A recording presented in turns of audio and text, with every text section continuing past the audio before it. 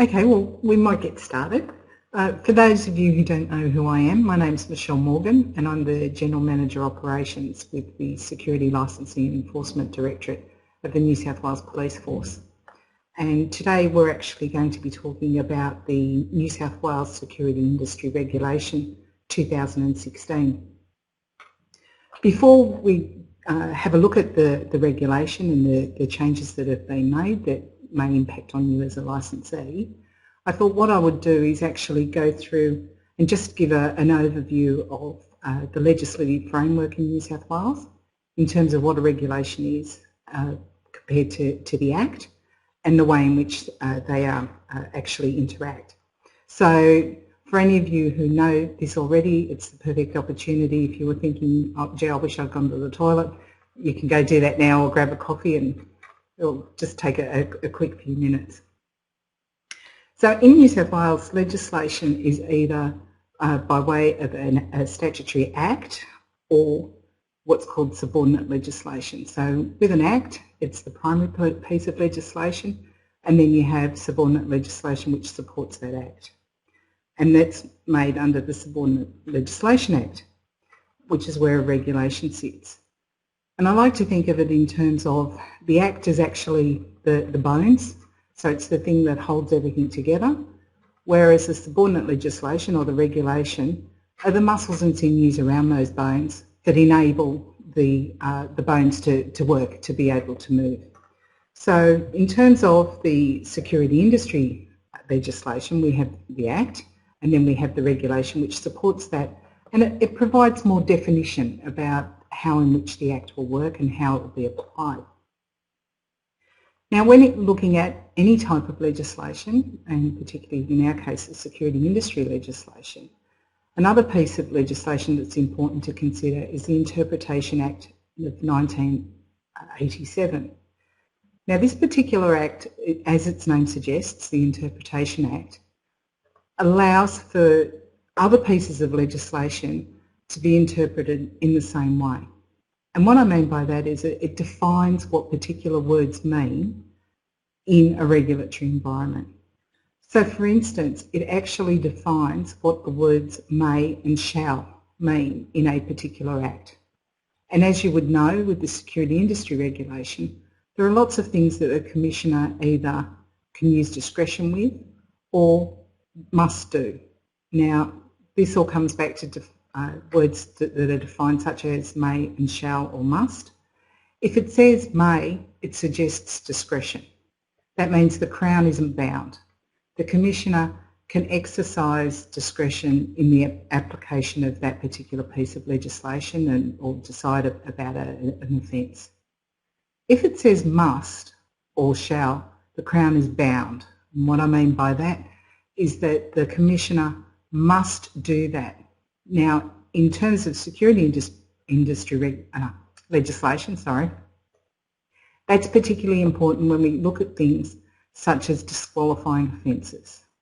So if a person applies for a licence and there's a disqualifying offence and it says that the Commissioner must actually refuse an application from a person if they meet a certain criteria, for instance, they're only 17 years of age, they haven't reached 18 years of age, there is absolutely no discretion. We must do it. So the SLED must refuse that application. So bearing that in mind, we're now going to have a look at the new security industry regulation, and it actually commenced on the 1st of September of this year. Now, with regulations, they are actually easier to amend, and under the Subordinate Legislation Act, they must be reviewed on a regular basis, and that is at least every 5 years. And regulations are easier to amend than acts, and they'll often contain repealed sections.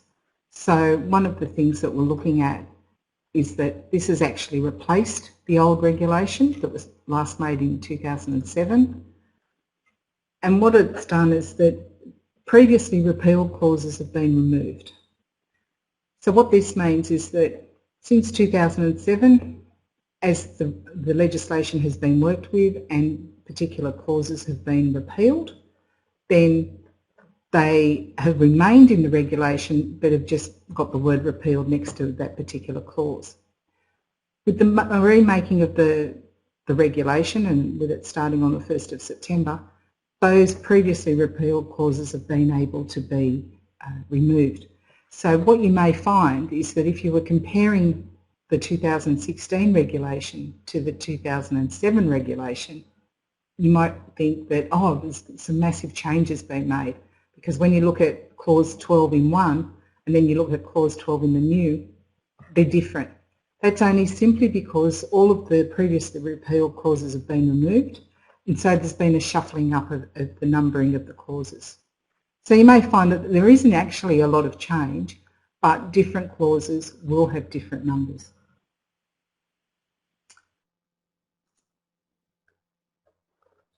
One of the things that has been done with this particular remaking of the legislation is that we've attempted to provide greater clarity to existing provisions.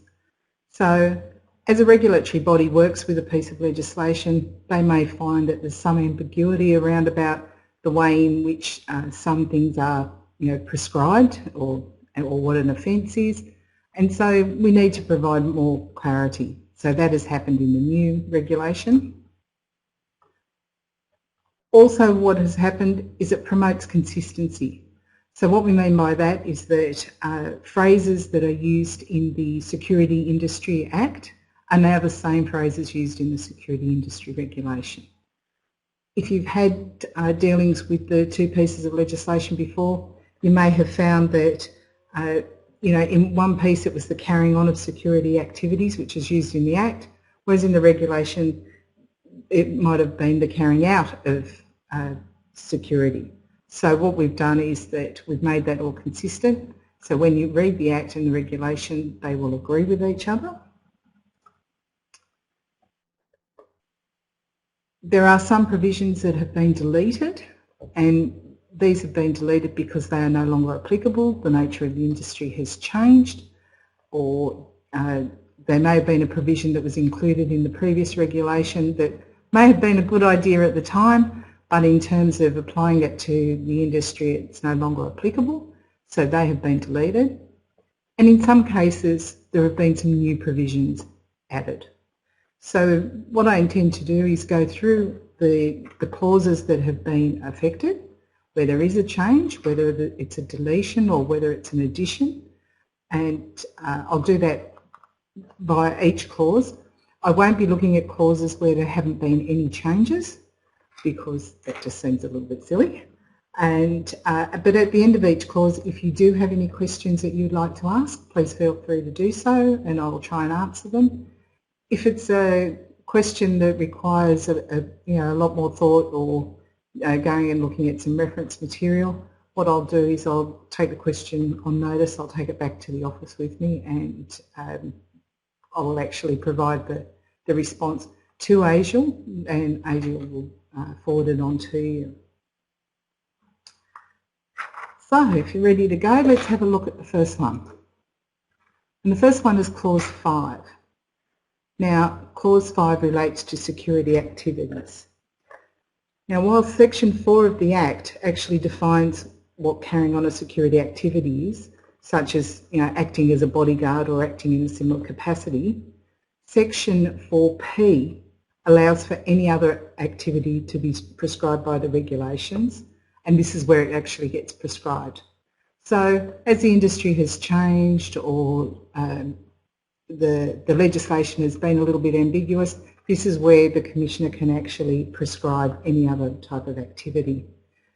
And the first thing that has changed with this particular clause is that we've actually removed the provision related to restricted keys. Now, the term restricted key was defined as a security key that is of an approved type. And as was kindly pointed out during a SLED Advisory Council meeting by one of the members who's involved in the Locksmithing Association, is that no one's ever really heard of a restricted key, and no one's actually had one that was approved. So There have never been any approved types of security keys, restricted keys, and the Commissioner didn't intend on approving any, so this particular provision was unnecessary.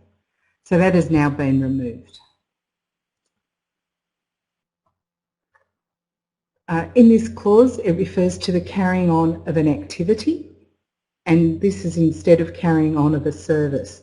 And again, this promotes clarity and consistency with Section 4 of the Security Industry Act, because all in that particular act, it refers to a security activity.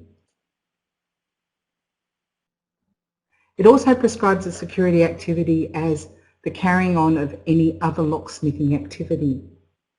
Now, Section 12 of the Act provides that a Class 2C licence authorises the holder to act as a locksmith. However, Section 4 of the Act didn't have a corresponding security activity. So in Clause 5 we were able to put in a subclause of number B, which now prescribes that a security activity is the carrying on of any other locksmithing activity.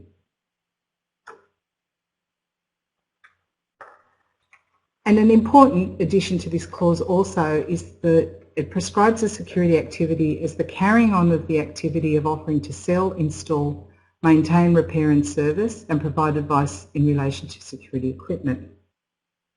Now you'll notice here that the words offering to sell have been included. And this is because although it's currently an offence for an unlicensed business to advertise security services, to take enforcement action, the legislation implied that a sale had actually had to have been made, so the person had to have handed over their money. So here it's where the person is actually offering to sell. So if you think about an unlicensed business that tenders for a security contract, for instance, the contract hasn't been entered into, but it's the fact that they've actually tendered for that particular security contract is where they're offering. So there will be a change to the Act that we've requested to cover all different security activities, but in Clause 5 it has actually been included here, particularly for Class 2C licensees, because of them not being prescribed in Section 4 of the Act. So that's the major change to Clause 5. Did anybody have a question about that, or if you like we can go on and have a look at the next clause? Okay, so the next clause is Clause 7, and this here is the meaning of basic household or automotive security item, and it now says an item ordinarily used for basic household security and capable of being installed by the owner or occupier, including doors and grills, door and window locks, padlocks, portable safes weighing not more than 50 kilograms, or other electronic or mechanical security items other than items that are ordinarily installed, maintained or serviced by or on behalf of the supplier of the item. Now this change has been particularly made to provide clarity, and what it does is it actually focuses on the circumstances on which the product is being sold. So previously the definition required foresight of how a particular purchaser would use the security equipment to determine whether the sale of the equipment was captured by the licensing requirements. Now what it does with this particular definition is it captures products where a customer can purchase an item off the shelf and pay for it via a store cashier. Now the seller of the equipment, that is the store cashier, wouldn't require a security licence because they have no knowledge of what that person is actually particularly going to do with it or how it's going to be installed. So if you think about door locks sold by big retailers such as Bunnings, the person who actually takes the person's money, the cashier, does not require a licence. So by putting in this particular clause, it has now made it clear that that person isn't captured by the licensing requirements, and so all those cashiers can rest easy that they don't need a licence. So I think that we have a question coming through. It may be. No? Okay, well, we'll move on to the next clause. Clause 11 now deals with fees, and subclause 5 says that the fee, other than so much of it as is the processing component of the fee that is paid, and this is in connection with an application that is withdrawn or refused, is to be refunded to the applicant. This change to the legislation actually provides clarity, and previously the provision relating to the refunding of fees to applicants only happened where an application was refused. Now, from time to time we get people who apply for a licence and then they wish to withdraw it. Maybe it could be that they hadn't completed their training and assessment requirements, or maybe they decided that they no longer wish to join the security industry. For a whole range of reasons they might withdraw the application, and we didn't have a legislative base on which to provide them with a partial refund of the fees paid. So that's what this clause does. It now addresses that. So legislatively, if a person does withdraw their application, we are able to refund that portion of their application fees paid that isn't the processing component. Okay, so we'll move on to, if anyone has any questions. No? Okay, we'll move on to the next clause, which is clause 12. Now, clause 12 deals with information and particulars supporting a licence application, and it relates particularly to section 14(2)(b) of the Security Industry Act. This does relate to only to Class 1 and Class 2 licences, and it's a new provision that provides clarity. Now, in section 15 of the Act, it states that an application must be refused if the Commissioner is not satisfied that the applicant has undertaken and completed the requisite training, assessment and instruction for the class sought. However, it was not specifically stated that how that person would provide that evidence. So even though the person was or the applicant was required to provide evidence of their competencies and experience, they didn't have to actually provide evidence of their completion of the requisite training and assessment. So think of this as a person not only providing a copy of their actual certificate, but they're now required also to provide a copy of their academic record or the transcript that shows what units they undertook and what the results were that were obtained. So this, again, this clause is purely for clarity, and it's to remind applicants of the documentation that they need to provide with their application. But again, just as with providing a copy of their qualification, this evidence of their completion of the requisite training and assessment can be lodged separately within 42 days of them actually lodging an application for their Class 1 or Class 2 licence. So that's the only change to Clause 12, if there were any particular questions. No? Okay, we might move on. Right, Clause 13. Now, Clause 13 relates to the grounds for refusals to grant a licence, and in particular in relation to section 15(4) of the Security Industry Act. And this is mandatory grounds for refusal of an individual master licence. And it relates, and it now specifies that the winding up of the corporation was by way of a member's voluntary winding up. Now, the grounds for refusal to grant a licence actually stipulates that where an applicant for an individual master licence or a close associate of the applicant has at any time within the 3 years immediately preceding the application was an undischarged bankrupt or concerned in the management of the corporation when the corporation was the subject of a winding up order or controller or administrator appointed. Now, previously the Commissioner had to refuse, so it was a must, there was no discretion, had to refuse the application unless the winding up of the corporation was voluntary or the Commissioner was satisfied that the person took all reasonable steps to avoid the liquidation or administration. Now, what we found is that there are actually two types of voluntary winding up. And the first is what's called a member's voluntary winding up, and this is actually a solvent winding up. So you might find that there's a company, it might be a small family company, and it's no longer trading, hasn't traded for quite a while, it doesn't owe any money, and the people who are the directors just no longer want their name associated with the company, or have to go through whatever corporations law requires in terms of filling out returns or lodging documents, and they just want to literally close down the company and wind it up. So this is a member's voluntary winding up. But there's also a creditor's voluntary winding up, and this is where the company is insolvent and the creditors are seeking to voluntarily wind it up. So now it's quite clear that in terms of grounds for refusal to grant a licence, the grounds where the Commissioner doesn't have to refuse the application is only in relation to the winding up of the corporation when it's by way of the member's voluntary winding up.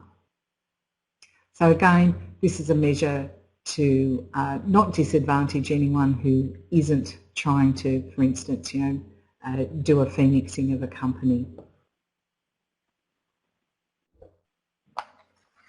Now, clause 13 also, in terms of the grounds of refusals to grant the licence in relation to bankruptcy, liquidation or administration, says that in determining the reasonable steps that could be taken by a person to avoid bankruptcy, liquidation or administration, the Commissioner is to have regard to the steps that could have been taken by the person at the time that the financial difficulties leading to the bankruptcy, liquidation or administration rose.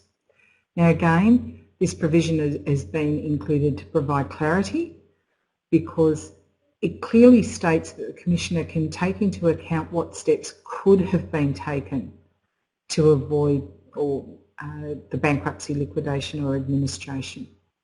Now, from time to time, we've had situations where licensees have been involved in this type of thing, where okay, they did take steps to avoid it, but they didn't take the steps until the very last minute. So we've had the case of there was a fellow, for instance, had a marriage breakup, and he did everything he could to avoid being sent bankrupt. He sold all of his goods, he sold his house, he sold everything that he literally owned, but there was still money owing and he was forced into bankruptcy. Now that's quite different to the person who is facing bankruptcy, liquidation or administration and they do nothing. The fellow might still have his 6 Ferraris and they've all been sitting in the garage. He's done nothing to sell them to try and avoid it, but it's gone right up to the line, and then as he gets forced into it, starts selling it off. That means he didn't take the reasonable steps that could have been taken, and if he'd taken that action earlier, he may have avoided the bankruptcy, liquidation or administration. So now the Commissioner can take all that into account.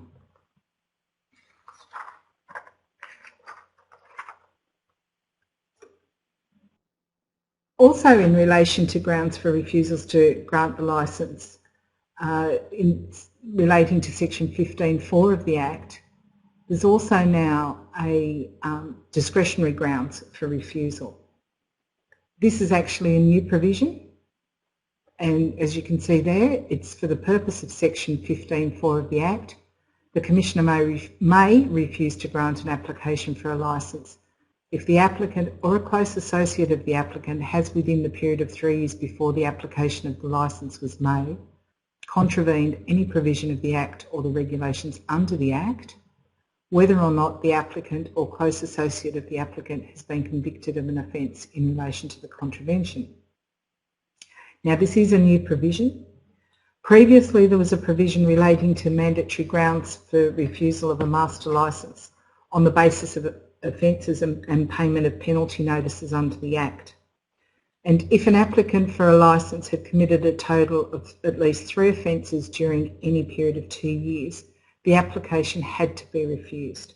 So there's absolutely no discretion. And this was commonly referred to as the 3 strikes rule. You might recall that name. And it was actually established before the SLED commenced its compliance and enforcement activities. And as the SLED did commence its compliance and enforcement activities, it found that the old provision wasn't quite fair because it actually had potential to operate unfairly in that, a single audit of a master licensee, for example, could result in a mandatory revocation of a licence. And as I explained before, in terms of mandatory, there is absolutely no discretion. The Commissioner must refuse to grant the application, and where the Commissioner must refuse to grant an application, then an existing licence must also be revoked. So this particular provision, it makes it much fairer, because the SLED will be able to exercise discretion, and applications may be refused or licences revoked only in situations where offences are either serious or if there's systemic non-compliance. So they're the changes to Clause 13. Everything else in Clause 13 or relating to the grounds for refusals to grant a licence remain the same. Were there any questions particularly relating to that grounds? No? Okay, well, we'll move on. Okay, Clause 14. This relates references to close associates in relation particularly to Section 15.5 of the Act. Now 15.5 of the Act stipulates that for the purposes of that section, a reference to an applicant in Section 15.1 C to F of the Act does not include a reference to a close associate of the applicant. Now Section 15 of the Act refers to general suitability criteria for the granting of a licence, and 15.1 C to F there relates to competencies and experience approved by the Commissioner, the person having undertaken required training, assessment and instruction, of being competent to carry on the security activity, and being an Australian citizen or permanent Australian resident or holding a visa that gives them work rights in Australia other than a student visa or working holiday visa. Now, who said that the government can't exercise common sense? That's exactly what this particular provision is. It's a common sense provision, because we found that it was unnecessary for all close associates to have to meet that general suitability criteria. So now, for the purposes of that part of the Act, it doesn't include a reference to a close associate of the applicant. And if you think of the big, there's multinational corporations, or a corporation that has multiple directors, and some of them are located overseas. They may not have Australian work rights, and we wouldn't expect them to become, a permanent resident of Australia or Australian citizen for the purposes of the Act to be able to obtain the licence. So this particular clause is a clause that I think it's a vote for common sense. So that's the only change to Clause 14. Were there any questions? No? Okay. Quite a bunch. All right, we'll move along. Let's have a look at Clause 15. Now, Clause 15 relates to offences and civil penalties that disqualify applicants. Now, if it disqualifies, it means that they cannot apply or they're not eligible for a licence. So again, these are mandatory. There are two parts to Clause 15 that have been affected, and the first one is offences relating to prohibited drugs, etc. Now here it now states that an offence in respect of a psychoactive substance, prohibited plant or prohibited drug within the meaning of the Drug Misuse and Trafficking Act 1985, or a prescribed restricted substance within the meaning of the Poisons and Therapeutic Goods Regulation 2008, in respect of which the penalty imposed includes any term of imprisonment, whether or not suspended, a good behaviour bond, a community service order, or a penalty of $500 or more. So you can see from that particular clause that what has been added is the psychoactive substance has now been included, as well as prohibited plant or prohibited drug, which already existed. And a psychoactive substance is a chemical substance that changes brain function and results in alterations in perception, mood or consciousness. And the other part to the clause which has been changed is in respect of which penalty imposed includes any term of imprisonment, whether or not suspended, a good behaviour bond, a community service order or a penalty of $500 or more. Now previously this only included any term of imprisonment or a penalty of $500 or more. So it's been extended to include other sentencing options, such as good behaviour bonds and community service orders, and cases where the term of imprisonment has actually been suspended. And in some cases, these other sentencing options could in fact even be more serious than a fine.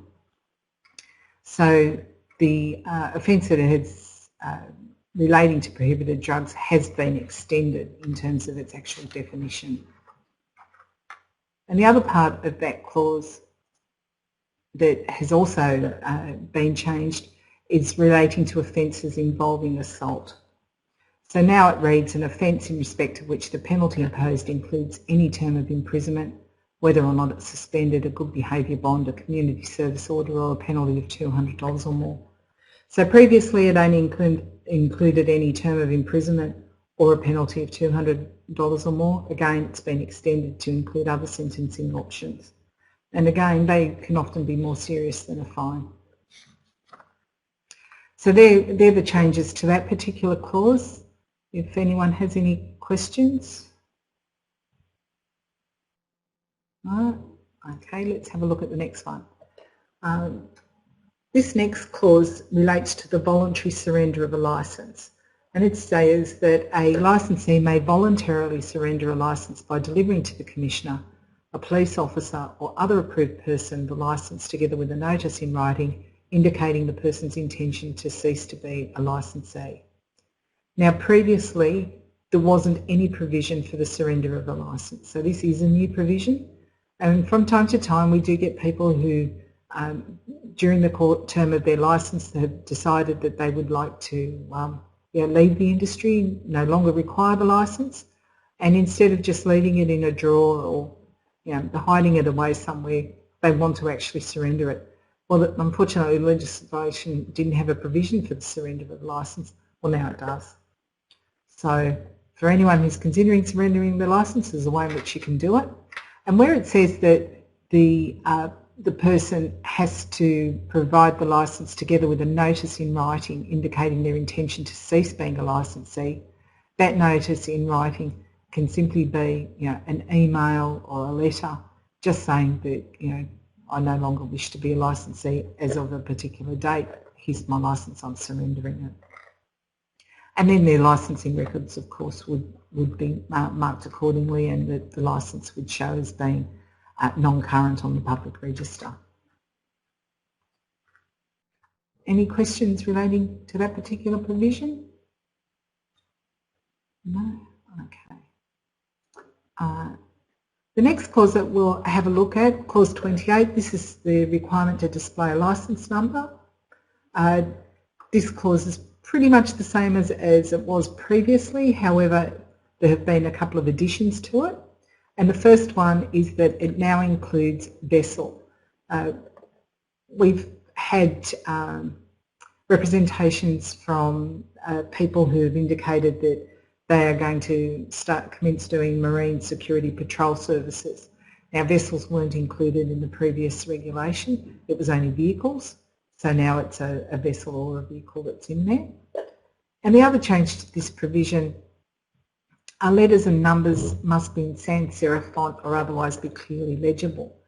And when the regulation was first drafted and comments were invited from anyone who wished to, sorry, I'm just reading a comment, and yes, that's quite funny, but when, now you put me right on.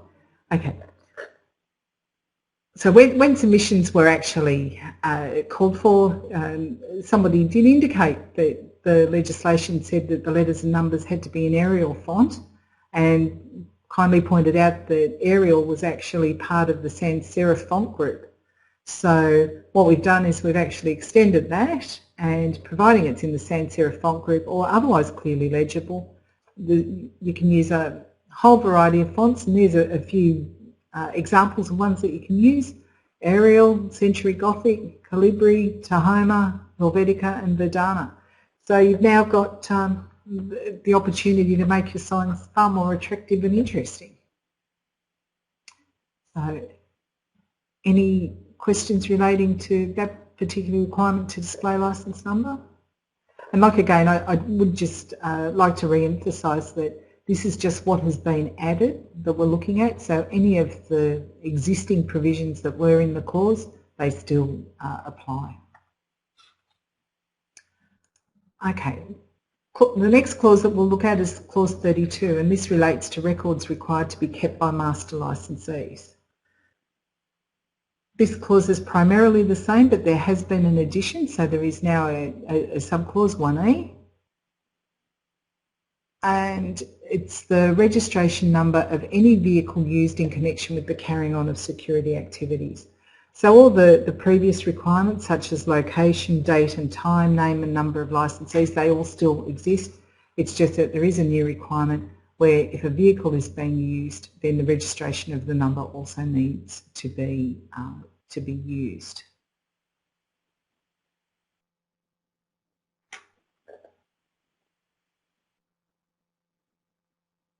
Just looking at the comments there, must be in sense of ambiguous.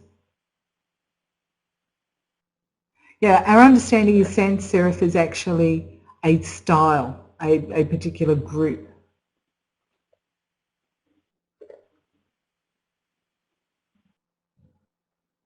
Oh, I think that the comment there from Cameron, I think you're indicating that we're actually missing the word A.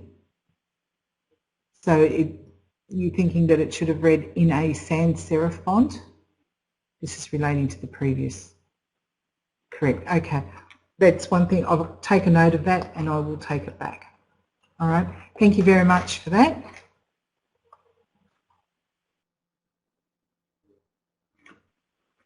Okay. What we might do is we might just go back to that particular clause and I'll just grab a copy of it.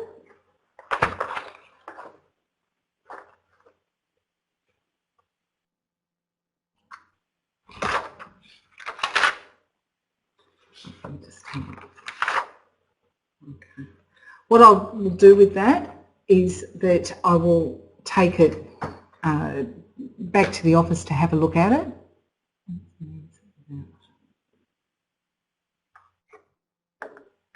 Okay. I will take those notes back to the office and look at that a bit closer.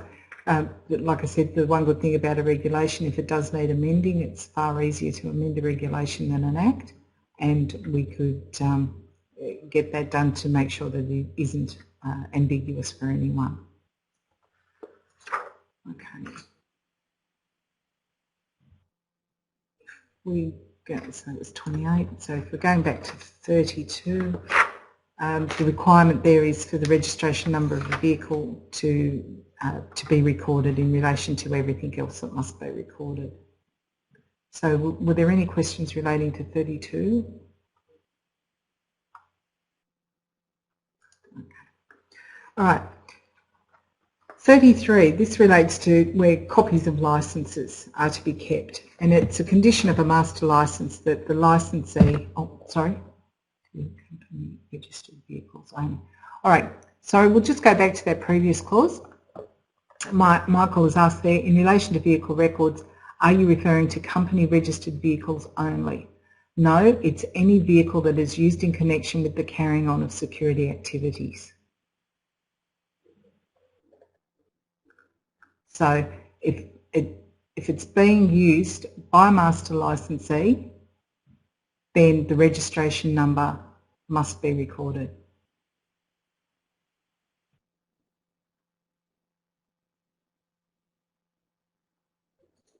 Okay.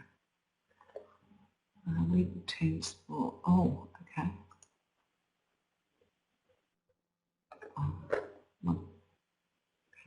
All right, Michael, in relation to that question, I'll actually take that on notice and I will take it back to the office and I will get you a response to that. With any of those types of questions that do need a bit more consideration or where a particular position is being sought, what I will do is I will take them back to the office. I think I mentioned this earlier, and then we will actually provide the information to ASIAL, who will provide it on to its members. Good question.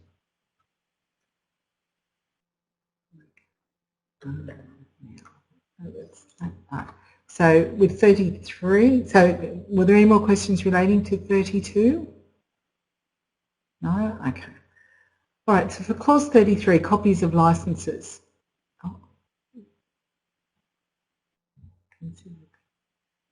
Okay, Cameron has also raised the issue about consultants using private vehicles. I'll get a response on that one also.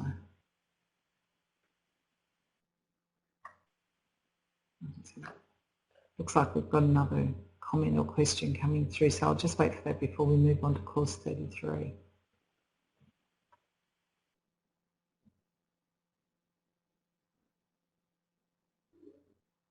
Okay. All right.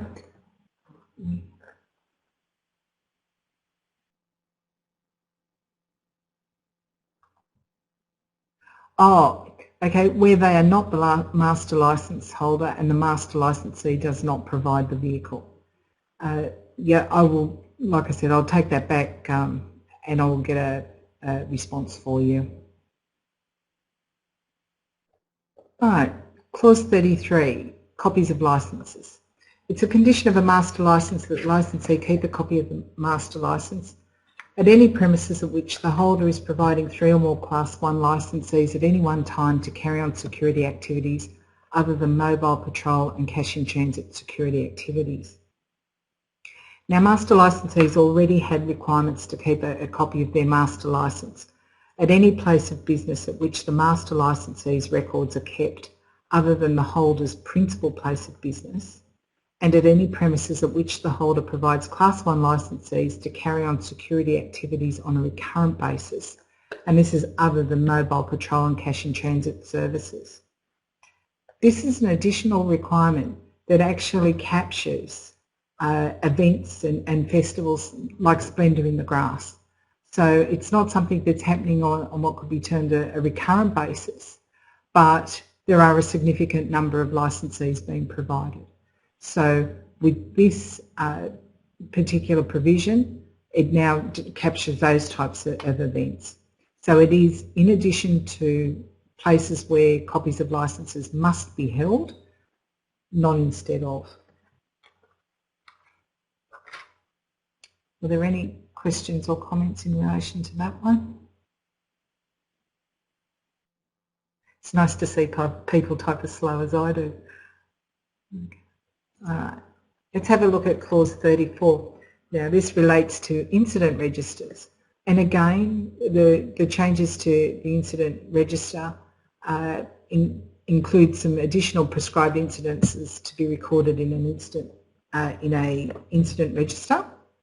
So while the majority of particulars to be recorded have actually remained the same, these ones here, B and E, have been clarified.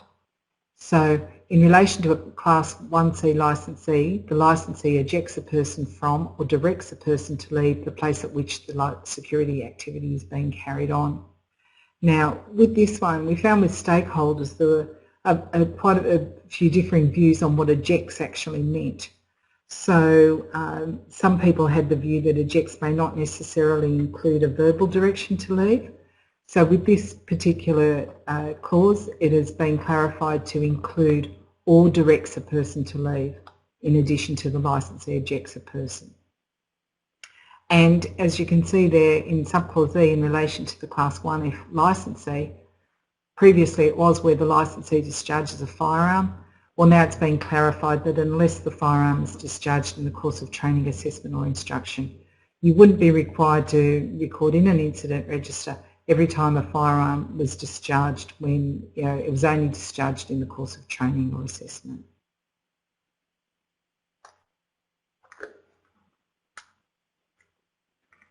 Okay.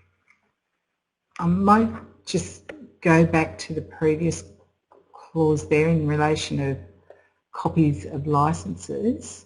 There's a question. So you must keep a copy of the master licence at any premises where security activity is being carried out.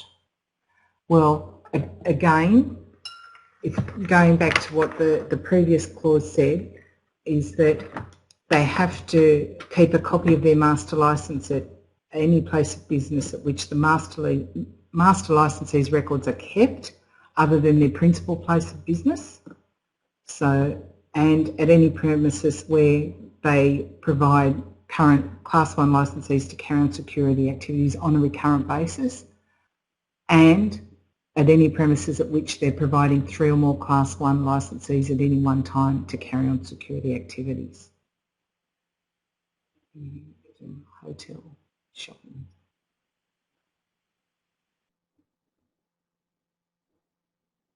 Okay, so there are some questions there about subcontracting and with where they're required to keep a copy of a licence. Again, because these questions are coming through now, reasonably quick, and I'm mindful of our time, is that I'll take those back to the office with me and I will provide that information to you via ASIAL.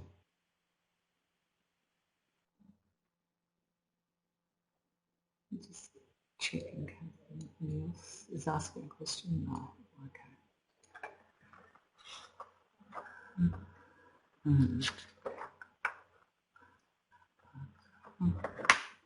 So we've spoken about clause 34 in terms of other things to be recorded in the incident registers there, with B and E actually being clarified.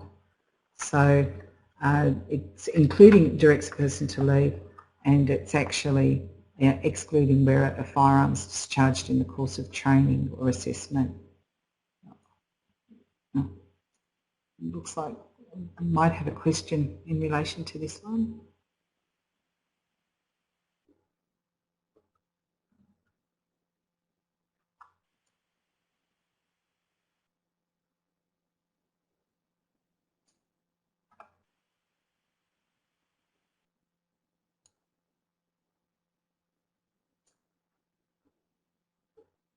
No. Okay. The next clause that we'll have a look at is sign-on registers. Now, these sign-on registers, they don't apply to, sorry. All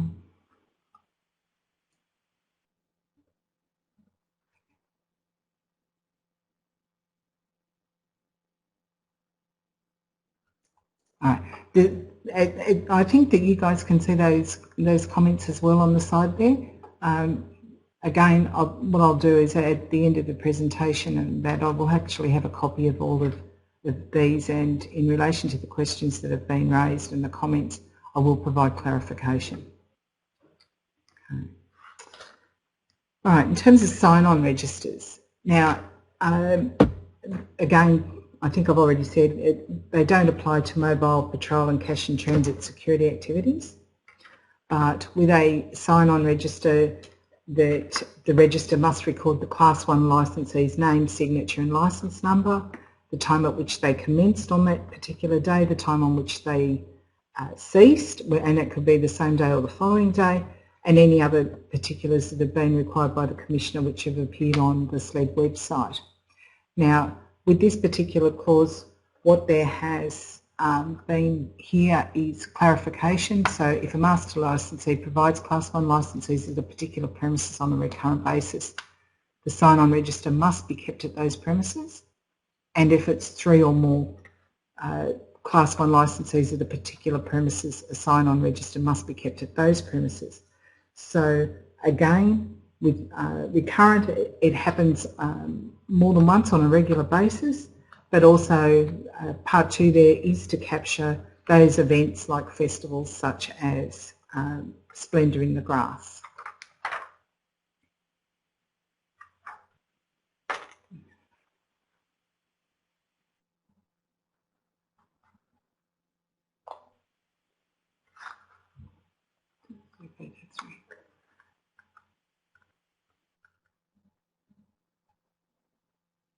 Yes. Does this refer to 3 guards at any time? There's a question being asked by Jonathan S. Again, I'll get clarification on that, but I believe it's 3 guards at the same time. So if you've only got, one guard, it wouldn't apply. No, yes, if the holder of a master licence provided 3 or more Class 1 licensees at any one time.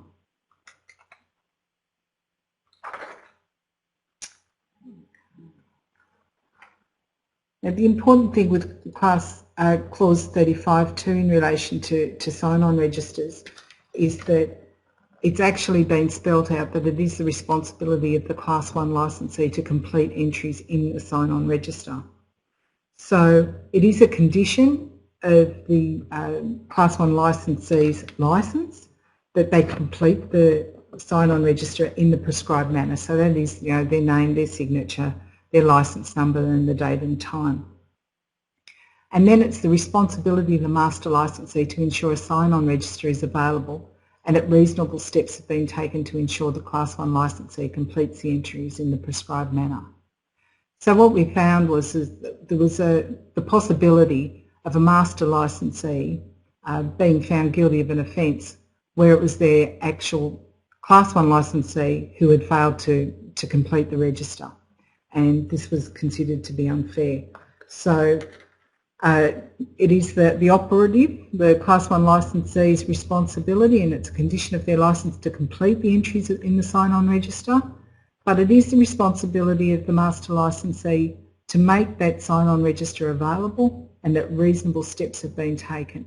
Now what this means is that, when you engage a Class 1 licensee, you may have an induction program that you explain to them that it's their responsibility to complete the sign-on register, that you explain where the sign-on register is located, and that, that they fill that out in accordance with the requirements.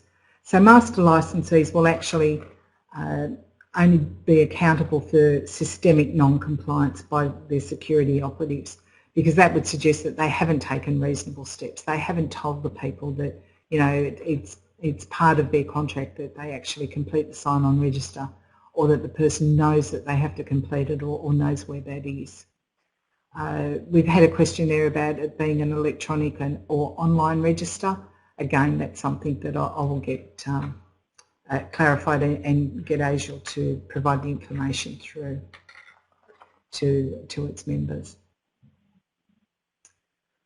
Okay.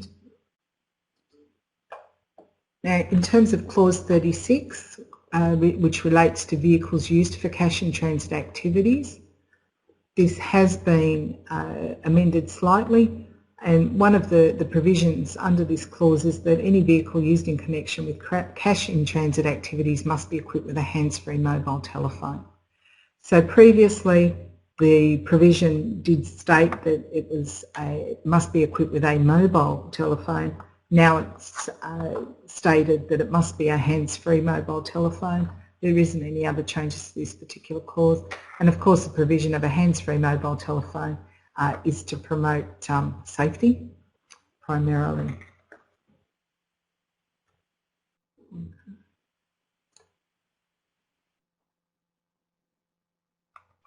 Now another provision that has been included, or it's a number 31 of the exempt persons, so all of the exempt persons remain the same. But 31 has been added, and this states that persons who provide another person to carry out security activities in respect of which that other person is exempt from the operation of the Act, but only in relation to providing those other persons to carry out security activities in respect of which the other person is exempt.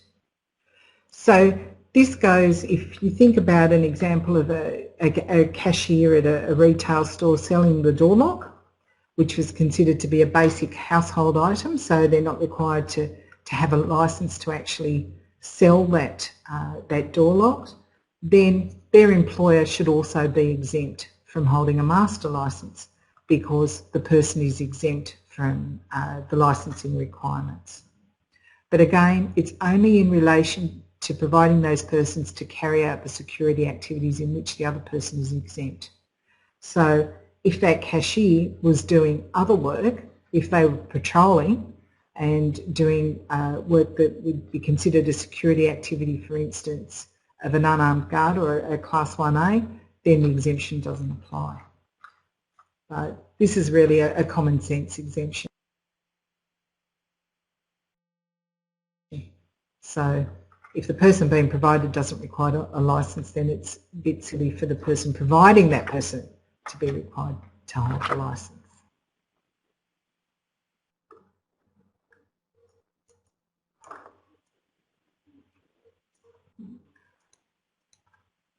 Now there's a couple of miscellaneous inclusions that have happened in the regulation too, or that you may be interested in. The first, there's been no increase for application or renewal fees. It is the regulation that stipulates actually, what the fees are, whereas the Act says that we'll charge a fee. The regulation says what those fees will be, but there's been no increases for application or renewal fees. There is an increase for visitor permits, and visitor permits allow interstate security firms to provide security activities at a special event. And they're usually close to a border, so if you think of something like the Deniliquin Ute Muster, they can actually apply for a permit and for that particular event to come in and provide the security activities. And at the time, previously the permit was $100, and that was regardless of the number of days that the event went for or the number of security operatives actually provided. So the regulation has brought that in line now with the temporary access provision of services permit, and the new fee is for $100 per day, $150 per day or part thereof. So that brings it in line with the same cost as a TEPS permit. And for some penalties, for some offences, and there's only a few of them, there has been increased penalties relating to uniforms and vehicle markings. And the only reason that the penalties have been increased is to provide consistency with the penalties for other offences that are considered to be similar in terms of seriousness. So they're the miscellaneous ones that can come up. Now, as I said earlier, with the regulation, all of those previous clauses that had been repealed have been taken out, so there has been kind of like a shuffling up of the numbers. So if you are used to using a particular version of the security industry regulation 2007, I suggest that you throw it out, especially if it's a paper-based one, and to look only at the security regulation for 2016, because there will be a difference in clause numbers. Also, that you may notice that there are other things that have been changed purely for consistency, and this is where, like, names of government organisations or departments or pieces of legislation that have been updated and either changed with their name, like Sydney Trains instead of State Rail Authority, those types of things. That's all been updated too. So if you look through the regulation, you may notice that there will be changes like those, but they are purely cosmetic. Now, if you do have any further inquiries that you would like to make regarding the security industry regulation, or anything else to do with the security industry in general, there are our contact points that you can use. Our telephone number, which is the 1300 362 001, by facsimile of 1300 362 066, or by email, which is sled@police.nsw.gov.au. Now, if you would like a copy of the Security Industry Regulation 2006, you can access that through our website, which I haven't got there, but it is the SLED website in terms of www.police.nsw.gov.au/SLED.